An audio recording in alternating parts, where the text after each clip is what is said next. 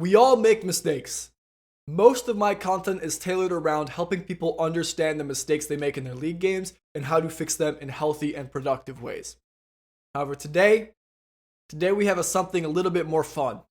Today, we are over-exaggerating every single mistake in a league game. We asked people to submit, we call them ego VODs. And basically, they're VODs where people think they played perfect or close to perfect.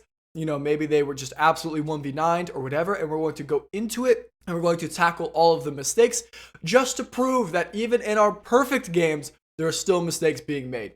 So, just a disclaimer, this is not the most productive coaching. It's a little bit more for the content, and kind of the angry coaching is overplayed a little bit, but here's an ego VOD. I hope you guys enjoy. We got an Ornn ego VOD. Got 2-year-old in the top lane versus Alawi. Ornn versus Alawi. Gold 1, gold 2 game, something like this. So let's see some Ornn gameplay. Ornn's a very interesting champion in solo queue because you should be winning lane every game on this champion.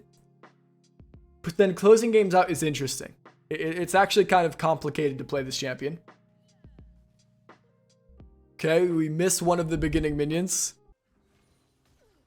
Okay, we dodge down for the Q. We miss a minion for the threat. We are very, very excited. When you have... Whoa! We just Q for fun? What is this? And we just continue to miss minions. We give Alawi the most wet dream Q I have ever seen. She hits you. She gets a last hit. She hits all these minions. She gets to trim this. This is the most wet dream Q Alawi could have possibly gotten. Fortunately, she follows it up with the worst W I have ever seen. And once again, we get hit by the nastiest Q of all time. Alawi's level 2. She showed that she went Q, she went W, she has no E. You want her to step up because we're ahead. How do you do that? You stand to the side. You stand here, you stand here. Rather, we're standing here and we're just saying we're removing all potential kill threat we have. You stand on the side, she has to click in. She clicks in, she dies. She doesn't click in, she loses all the minions. But standing in the wave, we give her everything. The only way that we're getting good trades at this point is by baiting her to W in, like she's some sort of iron player, like she just did again. Insanity. Where we're standing. We're up a level. If we're here, we just QE this way, and again, she flashes or dies. It happens again! What are these Qs? It's like we weren't paying attention to the first 3. And then we dash into the double tentacle when you know there's no kill threats. And we went from hard dominating, having offense, to losing health. That should not ever happen in that position. It should be, you are perfect CS, we're 19 for 19, and Alawi's going to die if she steps up. She should have died here. But we're standing in the wave, we're giving her the easiest Qs of all time, we're denying all potential kill threat, and we int all of our health, and we decide to stay. Now, if you back, this wave comes back to you, you have a chance to redeem yourself. But now, you can no longer stand to the side because of 2 reasons. 1, you're losing push, you're losing position. And 2, Alawi has E. So now you have to stand in a bad spot. You're done for. This wave is just coming in. You cannot stop it. She gets to reset. She gets to 6. She gets to play the game easily. And there's just not a lot to do here. We have to E away. We're at 0 health, 0 mana. Now, fortunately, she's making the same mistakes into us that we made into her. And we're still deciding to stay. It may just be a jungle diff.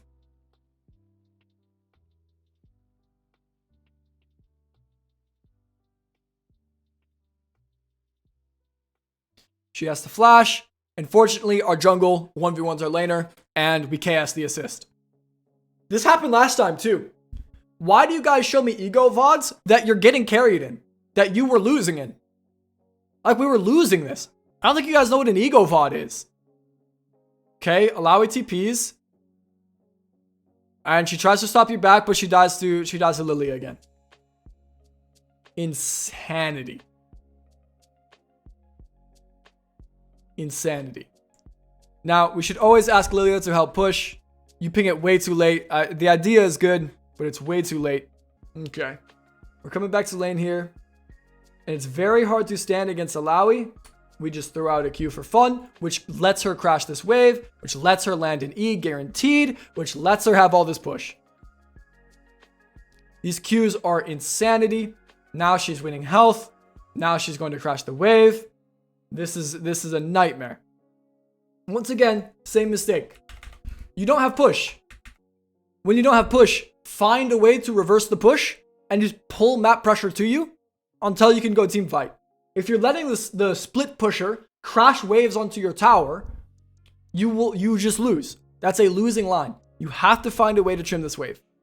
It's scary because Alawi has E and she's going to look to E you like this. So you have to use your resources through the wave. You have to go into her. You have to go into her. You can't go around her. You have to go into her. But if we're throwing Qs like this, hits literally nothing. This is the opposite of what the Alawi was able to do earlier, where Alawi was hitting everything with her Qs. Here, we just piss out our Q into outer space and just lose, and we just lose, right? She gets another really good Q. She gets to crash the wave. She gets a free E.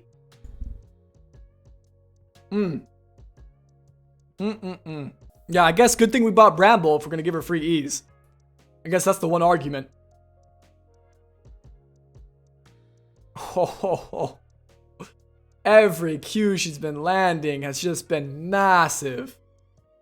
That is how we want our Qs to look. Okay, we catch her under the tower. Which is nice. We bait out her ult. That was a good play. That was very good. Taking a very bad situation and baiting the opponents into throwing it back. That was a good play. That play you deserve to ego on. That's an ego play. Ego VOD should be filled with this. The opponent was too happy, and we punished him for it. Now, should we be losing lane at this point anyways? No. There's no reason we're down health, down push, down prio, down everything. Okay, we crashed the wave, get out of here. This is all good. Now, at this point, as a tank, we're looking to get the biggest map pressure we can. So now we're starting to look at kind of where's Lilia at? Where's Lilia going? What's the next play? We can see the next play is on the top side, and we even know that the enemy has threat here. So what should we do? We should push as much as we can. Should push, push, push. We should pull as much pressure to us and then fight on this. But what do? We slow push. Why do we slow push? We slow push so that when we come here, we're going to be late. We're either going to be super late or we're going to lose a trillion minions. Okay, we decide to crash so that we can move down. This is better. And now we have to go push again. Every resource on the wave. Good. Much better Q. Good. W on the wave and on her. Very good. Gragas is here. Good. Good. Very good. This is good again. This is the ego. Good. Nice. Now Lilia comes, and you guys, you're pinging it off because, you know, Alawi is infamous for her skirmish ability.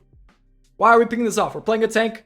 You guys should win this. We also have Vlad mid. This you want this play. You have to get this play. Because if you don't get this play, you will lose split push to the split pusher. Right? This is general game plan stuff. This is a split pusher. This is a tank. How do each of these champions win? Split pusher wins through 1v1 and pushing. Tank wins through holding the splits and fighting, like team fight, like skirmish. So take it, right? We should know this from Champ Select. You want this fight really bad. You really, really, really do. Now, it's even better because Vladimir and Vladimir's mid lane, right? So you know Fizz is going to be here first. It's even better because you know the Lilia 1v1 Alawi earlier in the game. So this Lilia is going to smurf it. And guess what happens? Lilia's smurfing it again. Oh my goodness. This Lilia knows what's good for us. That was a good play. Now, we pinged that off. See how easy that play was? Okay, and at this point, this is more standard. You can give the push because you know your laner has to back, or you know your jungler has to back. There's nothing really to fight over. This is all fine. And we're going to skip forward a little bit.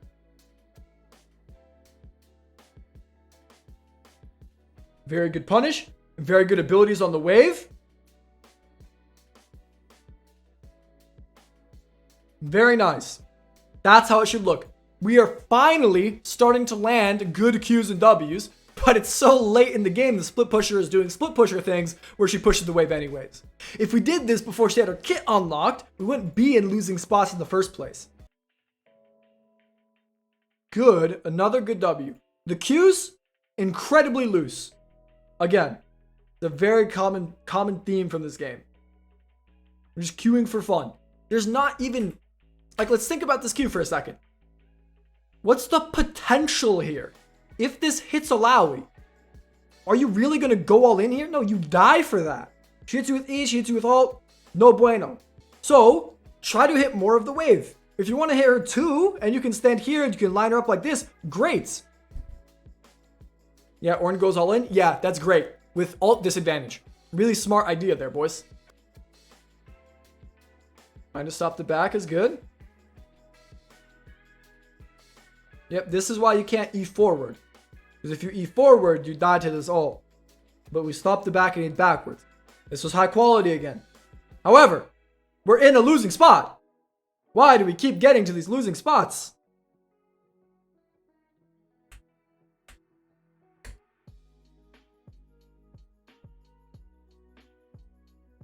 How do tanks win games? Team fights. So what should we never, ever, ever do? TP to lane like this. Dragon's up. Your team's playing bot side. You save TP to this tower and ult on this. Or, you know, if you wait a couple minutes and your TP gets unleashed, then we can TP straight on Dragon. This TP is a game loser for a tank. She has just won.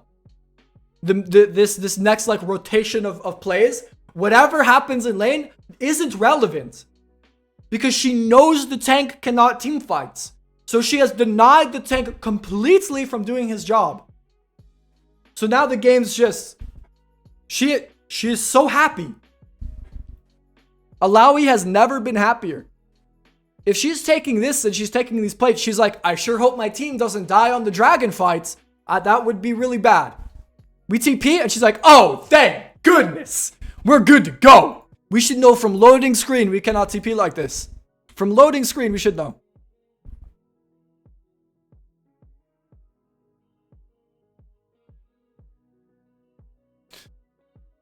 Now Alawi gets overconfident and tries to fight us with no ult advantage. Again, a very good way to use our ult.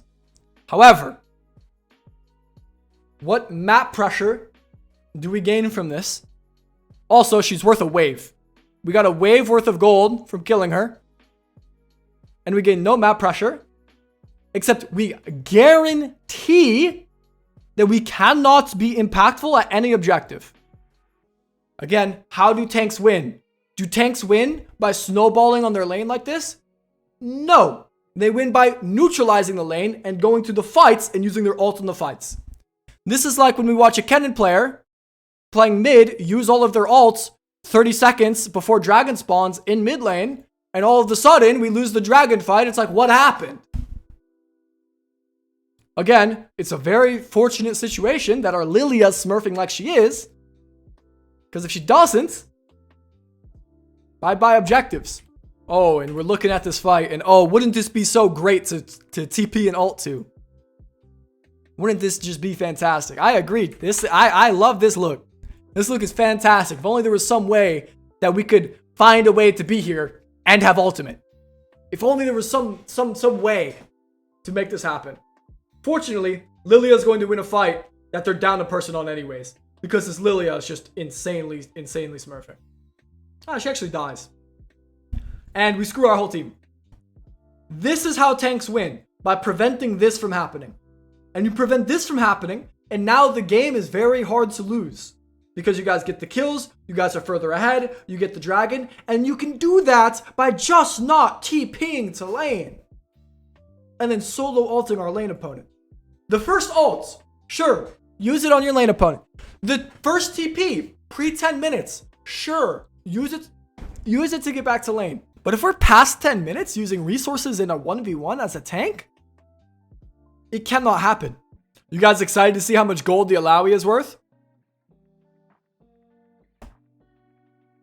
I think 150 at this point. 140. We just got 140 gold for solo ulting the Alawi again. It's worth less than just denying her this wave without the ult. And then we have the opportunity. Chat, have you guys ever taken like an economics 101 class in high school or even like a beginner level of college? What's like the most fundamental idea? It's opportunity costs. If you ult Alawi for plus 100 gold, you're fucking your whole team. That's what opportunity cost means. Look it up in the dictionary. It says if you solo ult, if you have a team fight ult and you solo ult your team, like if you solo ult your lane opponent, you are chain sprinting. It says that. Fortunately, our team, which was even, is finding ways to get kills by themselves, which is very fortunate. And I say fortunate because we did not impact it. If we impacted it, because I don't know, we hovered or we gave them an ult or something, then we can take responsibility. But we don't get responsibility for our bot side winning this game, or our Lilia being really good, or our Fizz dominating, or any of the objectives.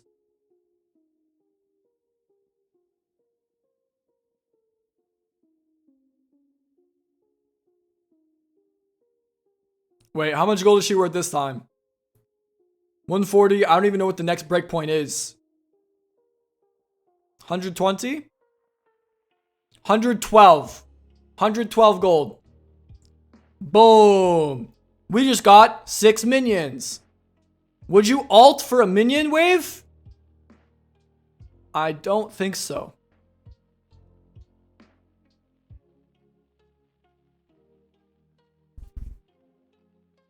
Dragon's up in 1 minute. Tanks want to play for objectives. Tanks want to play in a specific way for objectives. You have to be mid.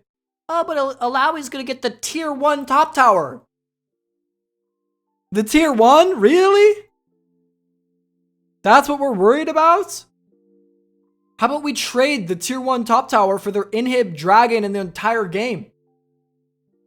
And maybe somebody who's worth more than 100 gold.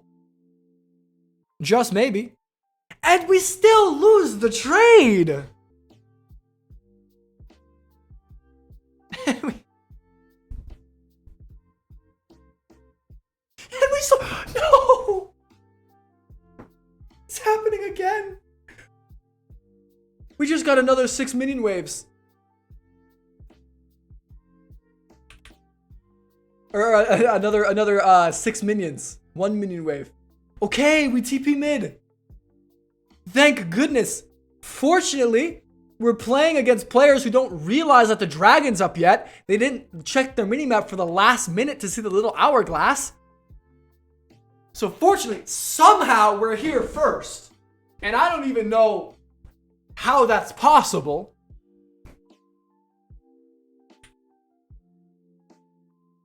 Good. We decided to go bottom. Good. We're finally having impact. Nice. Yep, try to peel for your team. That's crazy to get slept in his W. I don't really see that interaction often, but that is crazy. Oh my.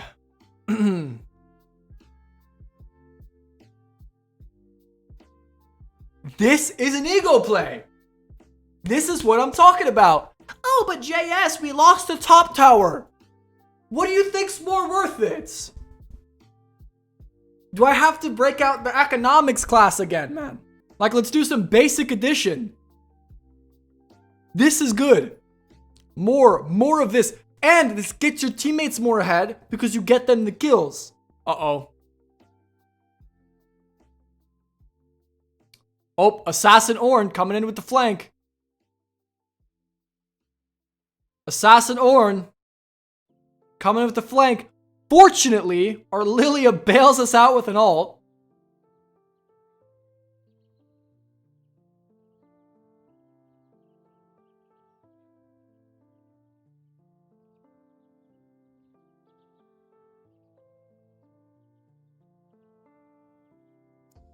Nice. We kill the Vlad. We return to peel for our ADC. This is much better again. This is interesting. Okay. Last Ego VOD, we had like the classic Diamond 4 game. This game, we have like the classic like Gold 1 game. Where you have like 45 seconds of like really good quality gameplay.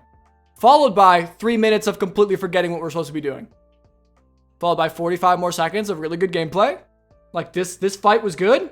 How we engaged it was really bad. Turning back to your ADC was good. Getting here late was bad. Right? Things like this. And we have to TP mid because we were like catching top wave with no one there for some reason.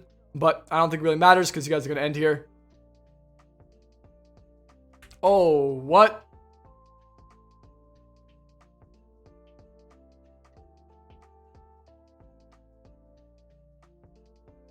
Okay, our goal just gets one shot. So now you have to go deal with the split pusher. But guess what we don't have anymore? Don't have the TP. Because we didn't go mid. And we clearly didn't help stop this at all. With that TP. But this is all fine. We'll just play through top. Closing this out should be pretty simple. We finally decided to go mid early. Thank goodness. That's how we set up plays. Lilia wants to kill top. That's fine. You just do whatever play your teammate wants to do. Good. Game's over. What is this?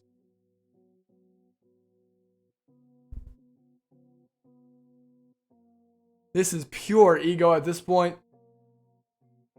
The one way we lose or make this game interesting is if we die here. We just can't die. Alright. You're far enough ahead, you get to have a little bit of ego, I guess. Holy. The Ocean Soul 2 is just insane. Alright, so you've earned some ego after being 10-0. Alright, good stuff, 2-year-old. Thanks for the VOD. I hope we learned some things. Very good game. But again, point of the day is always stuff to work on. Always stuff to work on.